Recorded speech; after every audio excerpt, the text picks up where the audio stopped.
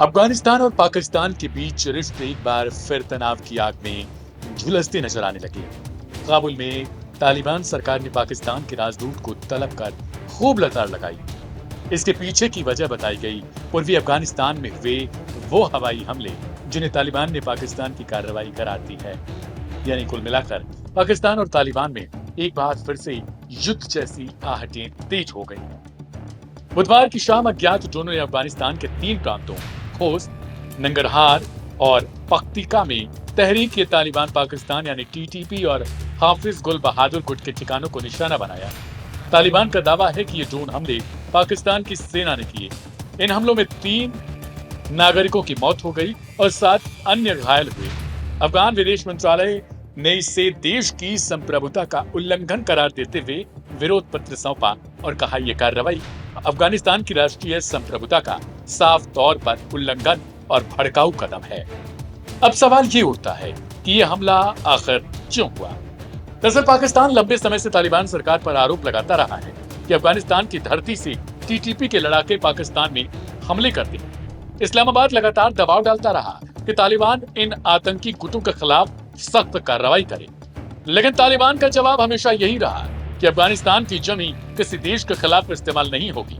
इसी को लेकर बुधवार को हमला हुआ, जिसे तालिबान अपनी संप्रभुता पर सीधा हमला मानने लगा। सोचिए, भारत के खिलाफ आतंकी भेजने वाला पाकिस्तान तालिबान पर यह आरोप लगा रहा है कि वे आतंक का समर्थन करते हैं।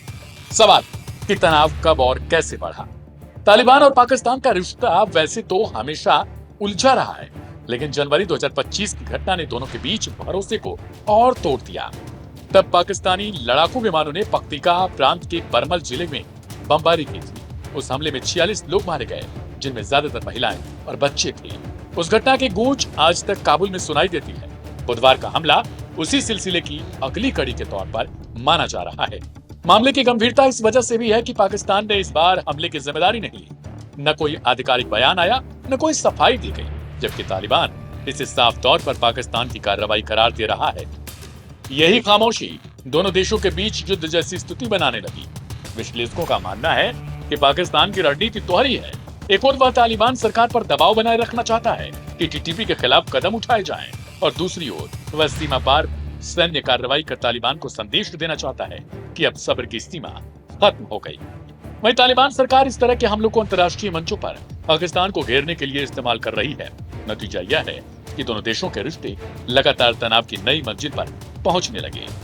एक तरफ तालिबान अपनी राष्ट्रीय संप्रभुता की दुहाई दे रहा, वहीं दूसरी ओर पाकिस्तान अपनी सुरक्षा चिंताओं को लेकर कठोर होता दिख रहा है। और इस खींचतान के बीच सबसे ज्यादा नुकसान अफगान और पाकिस्तान की जनता का हो रहा है, जो एक बार फिर विदेशी हमलों और आतंकी लड़ाइयों के बीच पिसने लगे।